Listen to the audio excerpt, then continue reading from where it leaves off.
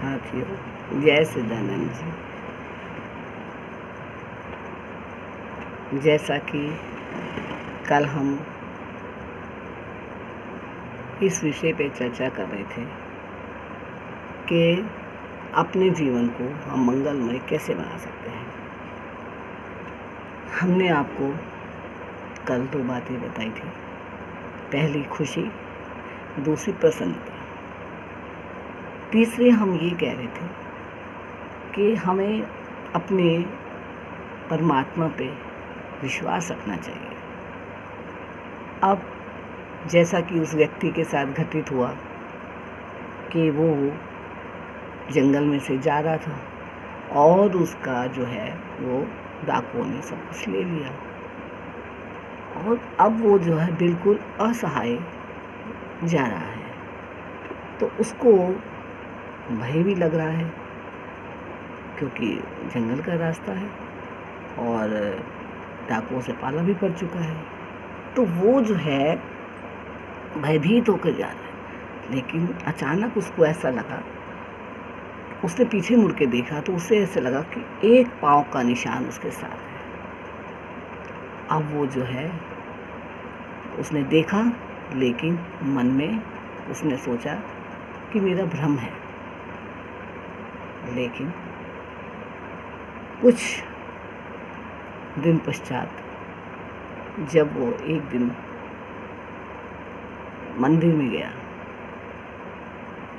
तो उसने सोचा कि उसके पास कोई सहारा था नहीं। तो वो एक दिन मंदिर में पहुंच के वहाँ बैठा हुआ ये विचार कर रहा था कि परमात्मा, तूने मेरे साथ ऐसा क्यों किया? तूने मेरा साथ क्यों छोड़ा? मुझे सब कुछ देकर तुमने मुझसे क्यों छीन लिया और मैं अकेला ही रह गया इस जीवन में? मेरा तो उन्होंने भी साथ छोड़ दिया, रिश्तेदारों ने भी साथ छोड़ दिया। लेकिन कहते हैं ना कि जब कोई बाहर में अपना परिवार में या कोई भी हमें सब कुछ जब छोड़ देता है तो आप हमारे मित्र होते हैं, आप ही हमारे बंधु सखा होते हैं। तो ऐसा क्यों? तो जैसे उसने प्रश्न किया और निराश होकर उसने अपने ऐसे सर पे हाथ रखे हुए बैठा तो ऊपर से फिर आवाज़ आई कि सुनो बेटा, मैंने तुम्हारा साथ नहीं छोड़ा। तुम्हें ध्यान होगा जिस दिन पहले ठोकर लगकर गिरे थे और तुम्हें होश नहीं था, तुम्हारे आसपास कोई नहीं था। उस समय तुम्हें और ज़्यादा नुकसान होना था, लेकिन तुमने ये नहीं देखा कि तुम्हारे को किसने सराहा। एक प्यार भरा हाथ तुमने एहसास किया कि मुझे किसी ने सराहा है और मैं ठीक हो गया। तो वो कौन था? वो मैं ही था। और दूसरी घटना में जब तुमने जंगल में, जब तुम अकेले थे, डाकुओं ने तुम्हें लूट लिया था, सब कुछ तुम्हें किया, परेशान हो गए, तुम अकेले थे और मन में विचार कर रहे थे। तब तुमने पीछे मुड़ के देखा कि आवाज़ तो तुम्हें एहसास तो हुआ लेकिन कोई दिखाई नहीं दिया, लेकिन तुम्हें पीछे पाँव का निशान दिखाई दिया। तो वो कौन था? वो मैं ही था। आज तुम मुझसे ये बात कर रहे हो, लेकिन मैं तो हर समय तुम्हारे साथ रहा, चाहे दुख में चाहे सुख में, मैं हर समय तुम्हारे साथ रहा। लेकिन तुमने उस बात को महसूस नहीं किया। जब तुम्हारे पास सुख था तब तो तुमने मेरा ध्यान ही नहीं किया, लेकिन जब तुम्हारे पास कोई परेशानी आई तो तुमने सोचा कि मेरा तो भगवान ने साथ नहीं दिया।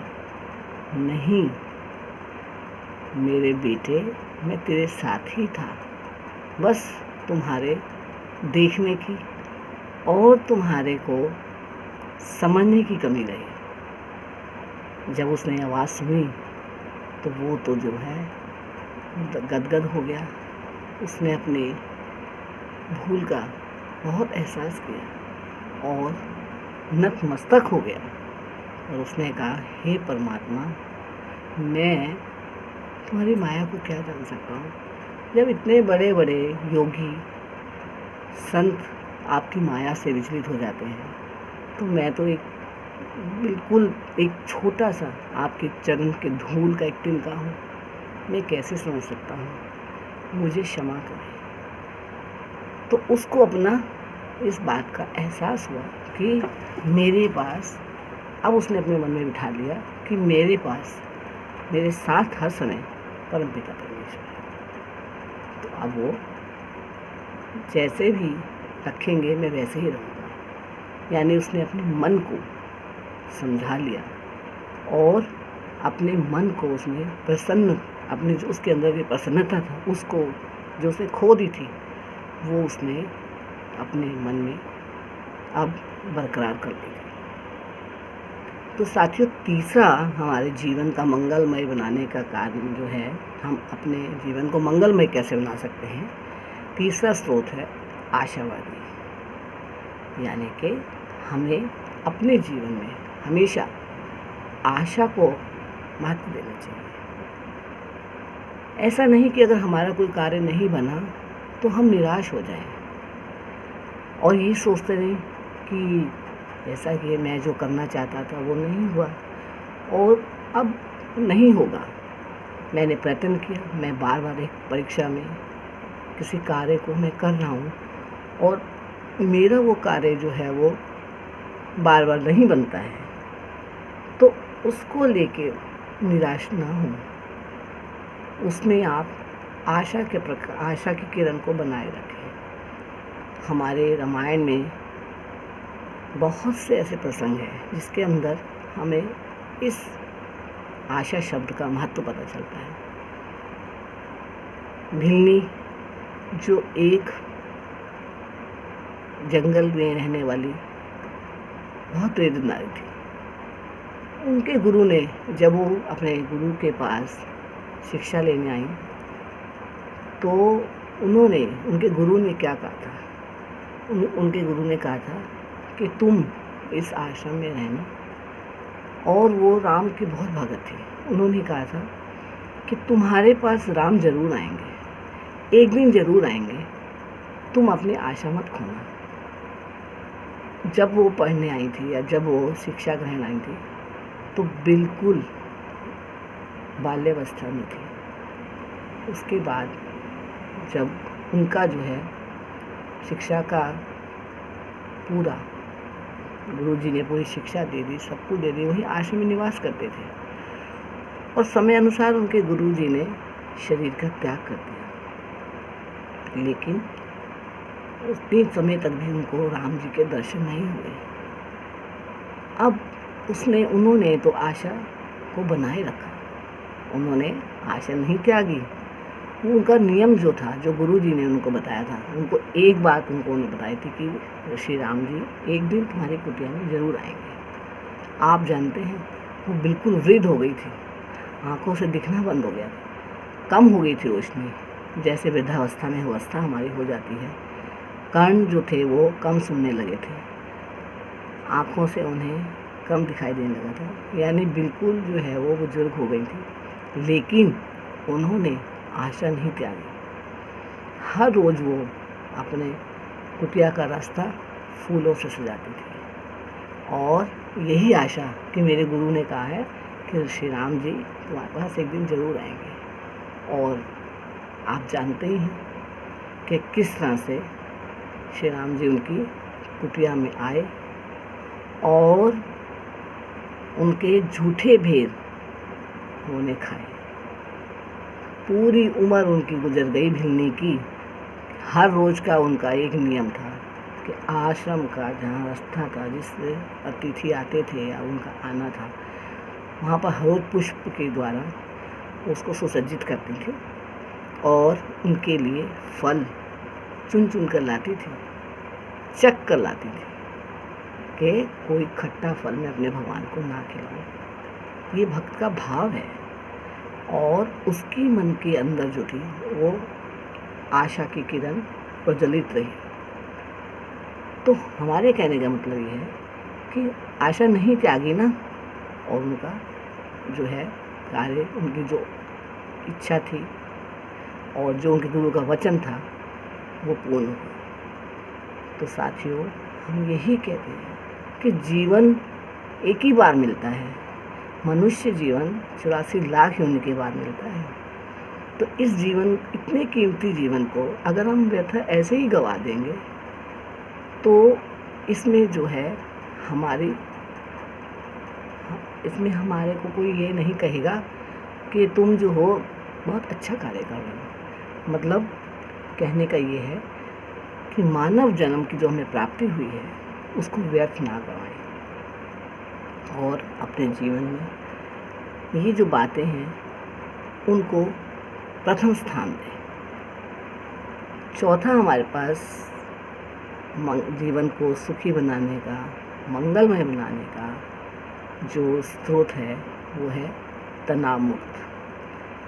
तनाव मुक्त का मतलब ये है कि हमें अपने मस्तिष्क को तनाव मुक्त रखना है। तनाव मुक्त मैंने कि चिंता मुक्त रखना है। यानी अब जो भी हमारे साथ घटित होता है उसको हम लेके ना बैठें। क्यों? ये जीवन जो है इतना भी नहीं है हमारे पास, इतना भी सब बड़ा नहीं है कि जिसके अंदर हम एक ही बात को लेके बैठ जाएं। हम एक ही बात को लेकर उसको बार बार उसको दिमाग में लेके हम अपने को ऐसा बना लें कि हम जो है एक जीवित प्रश्न होते हुए भी जीवित ना लगे, यानी कि अंदर से उसके अंदर जीवंतता ना हो। यानी कि उसको लेकर अगर हम बार बार परेशान होंगे, तनाव में रहेंगे, चिंता में रहेंगे तो हम कैसे काम कर सकते हैं, नवीन कार्य कैसे कर सकते हैं। जो हमारे साथ घटित हो गया या जिस माहौल में हम रह रहे हैं, अगर हमारे साथ उस माहौल में हमारे साथ कुछ ऐसी बातें हैं जो हमें पसंद नहीं है और हमारे काबिल भी नहीं है, या किसी प्रकार से हमारे साथ किसी ने दुर्व्यवहार किया है, तो उस बात को लेके आप इतना भी तनाव मुक्त, इतने भी उसको टेंशन या चिंता में मत लीजिए कि आप दूसरा कार्य करने लायक ही ना रहें। क्योंकि चिंता और चिता में जो है वो चिंता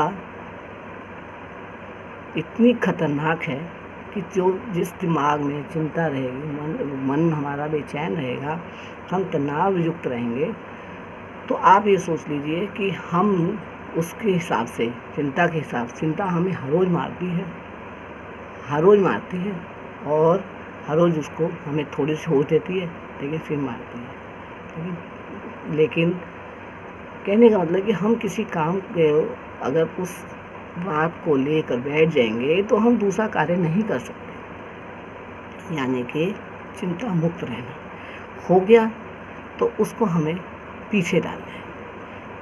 अच्छा बुरा, हम जो है, जो हमारे साथ कुछ गलत हो गया है तो हम, या कोई हमने आपने कोई हमसे कोई गलत कार्य हो गया है तो, और हमें किसी ने गलत कह दिया है या कुछ ऐसा घटित हो गया है, तो उसको हमें अवॉइड करना है, उसको दिल में नहीं बिठाना है, उसका मनन बार बार नहीं करना है। मनन तो एक उसी का करना है, उस परम पिता का, परमेश्वर का हमें मनन करना है। उससे हमें कुछ हल मिलेगा। बजाय हम एक बात को अगर बार बार अपने दिमाग में रखेंगे तो उससे क्या होगा, हमारा जो हम सोचेंगे आगे क्या होगा, आगे हो गया, अरे आगे को नहीं, हमारा उससे वर्तमान ही खराब हो जाएगा। यानी कि आज का ही हमें विचार करना है। जो हमसे कुछ गलत हो गया है या हमारे से कुछ हमारे साथ गलत हुआ है तो उस बात को हमें अपने दिमाग में बिठाना नहीं है। उससे क्या होगा, उससे हमारा किसी काम में मन नहीं लगेगा, हमारा कहीं भी मन नहीं लगेगा, हम ढंग से खा नहीं पाएंगे, सो नहीं पाएंगे। यानी कि जो कार्य हम कर सकते हैं ठीक से, हम वो भी नहीं कर पाएंगे। उससे हमें फिर उसके बहुत हानि है, बहुत सी बीमारियां हमारे को पकड़ सकती हैं।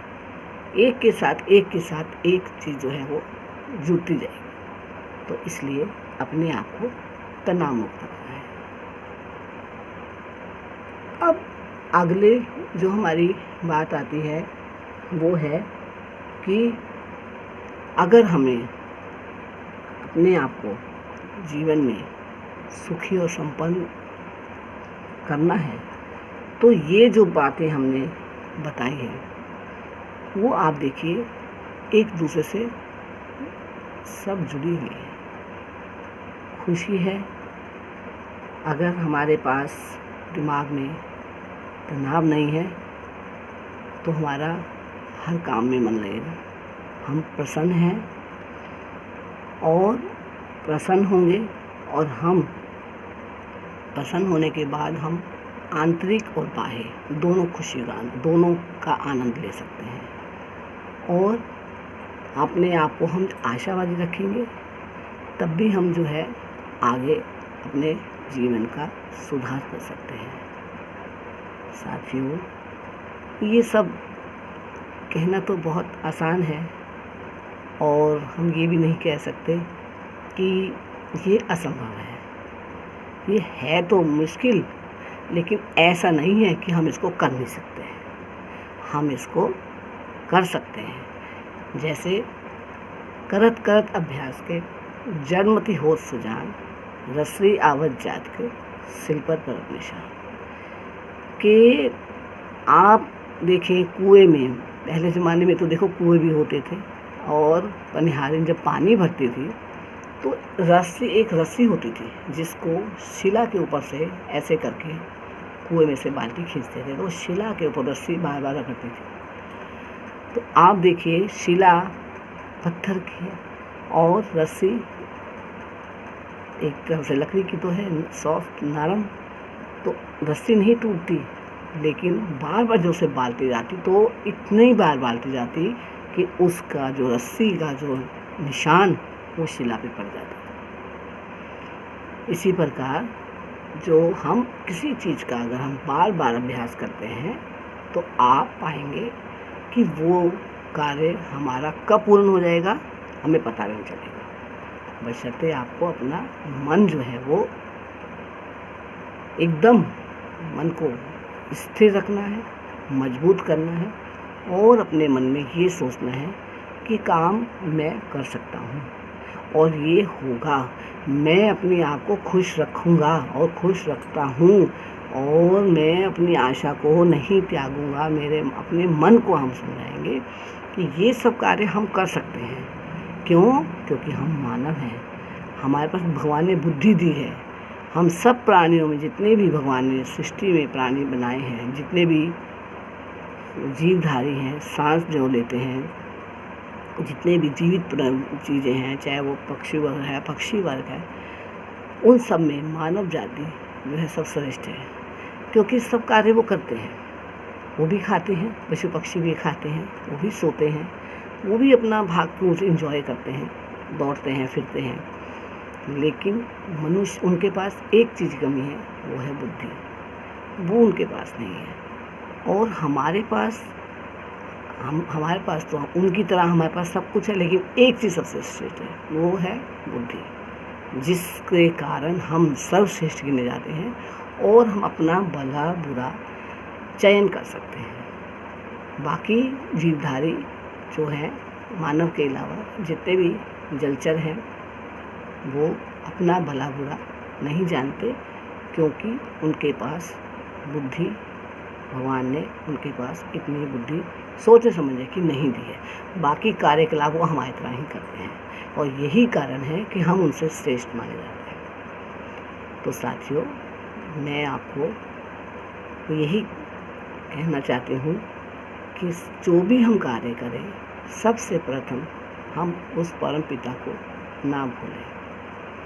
हमारा काम कब बिगड़ता है? जब हम ये सोचते हैं कि हमारे साथ भगवान नहीं है, जब हम ये सोचते हैं कि जबकि परमात्मा हमारे साथ है, और जब हम कहते हैं कि हमारे साथ परमात्मा है, लेकिन फिर भी हमारे जो है हम गलत कार्य करते हैं और हमारे से गलत कर्म हो जाते हैं, उनके होते भी हमारे से गलत कर्म हो जाते हैं। ऐसा क्यों? ऐसा इसलिए कि परम पिता परमात्मा कहते हैं कि मैं तुम्हारे साथ अच्छे बुरे कार्य में शामिल हूँ। तुम गलत कार्य कब करते हो? जब मैं तुम्हारे साथ सर्वदा हूँ, लेकिन तुम गलत कर्म कब कर लेते हो? जब तुम ये सोच लेते हो कि तुम्हारे पास तुम्हें परमात्मा तुम्हें कोई देख नहीं रहा, उसी समय तुम गलत कार्य कर लेते हो, गलत कर्म कर लेते हो, और परिणाम स्वरूप उसका फिर तुम्हें फल भुगतना पड़ता है। और फिर तुम ये सोचते हो कि अगर परमात्मा हमारे साथ है तो हम दुखी क्यों हैं? और अच्छे बुरे कर्म वही कराता है ना। हम तो यही कहते हैं ना कि उसी की वजह से होते हैं, पर मतलब भगवान ही हमसे अच्छे भी कर्म कराता है, बुरे कर्म भी कराते हैं। लेकिन हम बुरे कर्म कब कर लेते हैं? जब हम ये सोच लेते हैं कि हमें कोई नहीं देख रहा, तो वो हमारा कर्म गलत हो जाता है। और फिर जैसा हम कर्म करेंगे उसका फल तो हमें भुगतना ही है। ये तो परमपिता परमेश्वर भगवद गीता में श्री कृष्ण जी ने कहा है कि जैसे कर्म करोगे वैसा तो फल आपको भुगतना ही पड़ेगा, चाहे आपने उसको अनजाने में किया है, चाहे आपने जानबूझ के किया है। और जैसे हम एक बीज है, अगर हम धरती में इसको बोते हैं तो अगर वो हमारे हाथ से फिसल जाता है, टेढ़ा मेढ़ा गिर जाता है, लेकिन वो तो उगता ही है। हम सीधा लगाएंगे तब भी उगेगा, अगर हमसे टेढ़ा गिर गया तब भी उगेगा। यानी कि बीज को उगना ही है। कहने का मतलब ये है कि कर्म हमारे जो हैं वो चाहे हमसे अनजाने में हो, चाहे हम जानबूझ के करें, उसका भोगना तो हमें भोगना ही पड़ता है। तो साथियों, अब हम आपसे यही कहेंगे कि आप अपने जीवन को सुखमय, मंगलमय, अपने हाथ में ही आपके हैं कि आप अपने जीवन को किस तरह सुखमय बना सकते हैं और किस तरह से मंगलमय बना सकते हैं। और उसके अंदर जब हम किसी कार्य को करने लगते हैं तो हम तो काम करेंगे, लेकिन हमारे को भगवान साथ देगा, लेकिन उसके लिए तो हमें अपना हाथ, अपना कर्म, अपना हाथ, अपने सब जो है उसको लगाना पड़ेगा, करना पड़ेगा। अब ये तो कोई बहुत बड़ी बात नहीं है ना कि हम आपको ये कहें कि हमारे पास गेहूँ है तो भगवान की वजह से हमारे वो जो है गेहूँ है और वो उग गई है, भगवान ने हमें गेहूँ दी है, तो भगवान की महिमा से वो जो है हमारे पास सब कुछ उसका हो जाएगा, तो क्या हम उसकी कटाई भी होकर अपने पास आ जाएगी? ऐसा तो नहीं होता ना। उसके लिए हमें कर्म करना पड़ता है, हमें खुद काटनी पड़ती है उसको, सब कुछ उसको बना के उसके साथ फिर उसको जैसे हम इस्तेमाल करना चाहें उस तरह से हम इस्तेमाल करते हैं। तो हम उसकी शक्ति हमें परमात्मा दे रहा है, लेकिन कर्म तो हमें करना पड़ता है ना। तो गीता में तो ये कहा गया है कि कर्म किए जा फल की इच्छा मत कर ए इंसान, जैसे कर्म करेगा वैसा फल देगा भगवान। तो यही हम आपसे प्रार्थना करेंगे, परमपिता का ध्यान करते हुए आप अपने अमूल्य मानव जीवन को व्यर्थ ना गंवाएं। इन बातों को ध्यान रखते हुए अपने मन को इस बातों के लिए प्रिपेयर करें, तैयार करें कि आप ये काम कर सकते हैं, आप अपने अंदर प्रसन्नता पैदा कर सकते हैं, आप आशावादी ही हो सकते हैं, आप आशावादी रह सकते हैं, आप तनाव मुक्त भी रह सकते हैं, आप किसी भी बात को लेके उसके पीछे नहीं पड़ेंगे। ये सब हमारे हाथ में है। आप करके देखिए, आपको परमपिता परमेश्वर का सर्वदा साथ मिलेगा और आपको जो है इस बातों को पूर्ण करने के लिए आपके पास परमात्मा सर्वदा शुभ आशीर्वाद आपको देंगे और आपके कार्य को सफल बनाने में, आपके जीवन को मंगलमय बनाने में वो पूर्ण आपकी सहायता करेंगे। जय श्री कृष्ण।